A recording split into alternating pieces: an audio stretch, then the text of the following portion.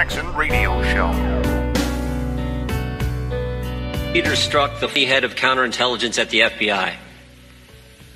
I don't remember his exact title, but I believe that's correct. And he's the same Peter Strzok who was a key player in the Clinton investigation, the same Peter Strzok who interviewed Cheryl Mills, Huma Abedin, participated in the Clinton, Secretary Clinton's interview.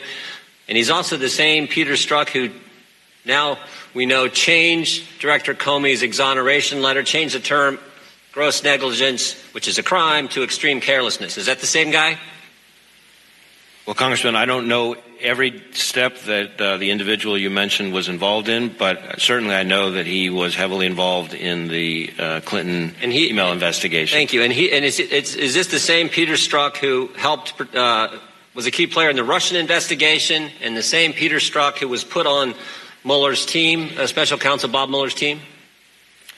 I certainly know that he was working on the special counsel's investigation. Whether or not he would be characterized as a key player on that investigation, that's really not for me to say. And the same Peter Strzok that we learned this past weekend was removed from the special counsel team because he exchanged text messages with a colleague at the FBI that displayed a pro-Clinton bias. Is that accurate? Yes. Talk about the same guy. Okay. Yes. Well, here's what I'm not getting. Peter Strzok is selected to be on Mueller's team after all this history, put on Mueller's team, and then he's removed for some pro-Clinton text messages. I mean, there are all kinds of people on Mueller's team who are pro-Clinton. There's been all kinds of stories. PolitiFact reported 96% of the top lawyers' contributions went to Clinton or Obama. But Peter Strzok, the guy who ran the Clinton investigation, interviewed Mills, Abedin, interviewed Secretary Clinton, changed gross negligence, a crime, to the term extreme carelessness, who ran the Russian investigation, who interviewed Mike Flynn, gets put on Mueller's team, and then he gets kicked off for a text message that's anti-Trump. If he kicked everybody off Mueller's team who was anti-Trump, I don't think there'd be anybody left. So here there's got to be something more here. It can't just be some text messages that show a pro-Clinton, anti-Trump bias. There's got to be something more. And I'm trying to figure out what it is. But my hunch is it has something to do with the dossier. Director, did Peter Strzok help produce and present the application to the FISA court to secure a warrant to spy on Americans associated with the Trump campaign? Congressman, I'm not prepared to discuss anything about a FISA process in this setting. We're not talking about what happened in the court. We're talking about what the FBI took to the court, the application. Did Peter Strzok, was he involved in taking that to the court?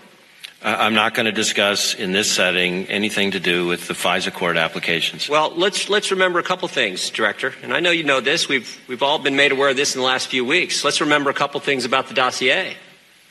The Democrat National Committee and the Clinton campaign, which we now know were one and the same, paid the law firm, who paid Fusion GPS, who paid Christopher Steele, who then paid Russians to put together a report that we call a dossier full of all kinds of fake news, National Enquirer garbage.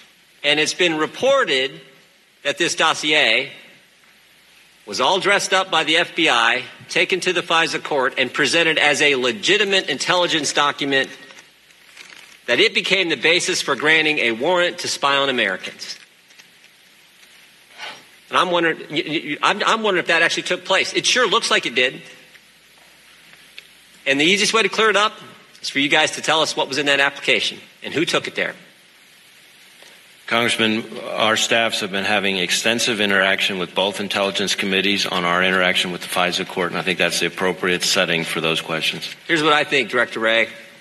I think Peter Strzok, head of counterintelligence at the FBI, Peter Strzok, the guy who ran the Clinton investigation, did all the interviews, Peter Strzok, the guy who was running the Russian investigation at the FBI, Peter Strzok, Mr. Super Agent at the FBI, I think he's the guy who took the application to the FISA court. And if that happened, I mean, think if this happened, if you had the FBI working with a campaign, the Democrats' campaign, taking opposition research, dressing it all up and turning it into an intelligence document and taking it to the FISA court so they could spy on the other campaign, if that happened, that is as wrong as it gets. And you know what? Maybe I'm wrong. You could clear it all up. You could clear it all up for all of us here, all the Congress who wants to know, and frankly, all of America who wants to know. You could clear it all up by release. We sent you a letter 2 days ago. Just release the application. Tell us what was in it. Tell us if I'm wrong. But I don't think I am.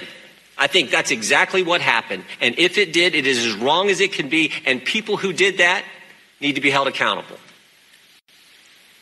Congressman, we will not hesitate to hold people accountable after there has been an appropriate investigation, independent and objective, by the Inspector General into the handling of the prior matter. And based on that, I will look at all available remedies, depending on what the facts are when they are found. As to the access to the dossier, that's something that is subject of ongoing discussion between my staff and the various intelligence committees. There's nothing prohibiting you, Director. Is there anything prohibiting you from showing this committee what was presented to the FISA court? The application you all put together at the FBI that was presented to the FISA court. Is there anything preventing you from showing us that? The time of the gentleman has expired. The Director can respond. I do not believe that I can legally and appropriately share a FISA court submission with this committee. I'm talking about what the FBI put together, not what the court had, what you took there, what was the process put together, what you presented, what you took to the court. God, where do you start? I wanted to play the whole thing. I apologize, but Jim Jordan's who that was, and he's a tough interrogator. Welcome back, everybody. Kevin Jackson here. It's the Kevin Jackson Show.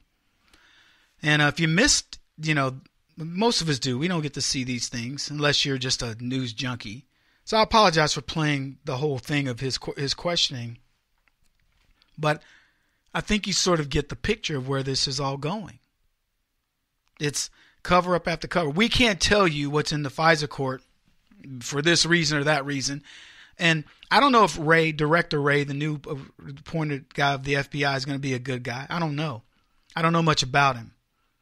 But my hope is that somebody there wants to get back to the truth. Somebody there believes that, you know what? The American people want to believe in our system of government again. Because I'm listening to Jordan, and he's walking this thing down just the primrose path. And if you're a logical thinking person, you're going, why can't you tell us who did this? Because they think it's Peter Strzok. And if he is the guy, and as Jordan shared, he's in every single critical point, every nexus of the investigation against Clinton, every nexus of the faked investigation against Trump, you're hearing the same names. And he also hit on a very good point earlier where he said, isn't it funny that we've got all these anti-Trump people, pro-Hillary people, and they say we've got to let Strzok go because he's anti-Trump. And then Jim Jordan says, if that's the case, if that's the litmus test, don't you have to get rid of everybody? How many people in the FBI do we know their political affiliations, and should we be dumping all these Clinton people? The short answer is yes, we should. But, does the guy answer? No, because it's all, it's politicianese, right? It's a speak that they have. To my recollection, no, I cannot answer that. Based on this part of it, I can say this. It isn't just the way you're held to account in court. When you go to court and they say, did this happen? You can't put, based on these extenuating circumstances, and I cannot answer that because that would lead me down to this, which of course is outside of my scheme, blah, blah, blah. It's just a bunch of nonsense. It's gobbledygook. Is that what gobbledygook? Goop? Gobbledygook. So that's where we are. So Newt Gingrich, I think it was Gingrich, wasn't he? Yeah, he chimed in on the Clinton corruption. We may have played this clip, but it certainly fits with what we just heard. I fully appreciated until this evening how really important it was for Donald Trump to win. If Hillary Clinton had won, none of this would have surfaced. They just would have kept covering up all the corruption, and they would have just kept taking care of themselves.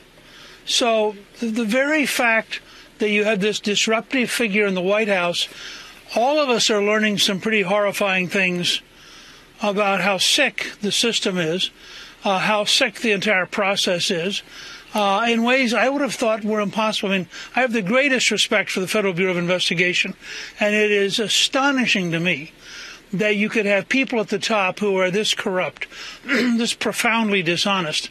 The second thing that struck me, listening actually to your opening monologue, if you take what General Flynn is accused of, and then you take virtually anything Hillary's done, I mean, 33,000 deletions of emails without any kind of approval, having a totally inappropriate server that was totally outside the State Department rules. I mean, just go down the list. Any one of her things would certainly have at least matched what they're accusing General Flynn of. How true is that? Holy cow, that was Newt Gingrich speaking truth to power. Short break. Kevin Jackson on the Black Sphere Radio Network. Do you owe back taxes to the IRS or state? The secret to avoiding the IRS nightmare is to seek professional representation. My friends at Security Tax Associates provide the most cost-effective and ethical representation in the industry while helping to avoid seizures, levies, and wage garnishments. Security Tax Associates is here to ensure that the appropriate steps are taken to permanently eliminate any possibility of future tax burdens once and for all. For a free, no-obligation consultation, contact Security Tax Associates, 844-779-4177. That's 844-779-4177. 844-779-4177, or visit them at securitytaxassociates.com.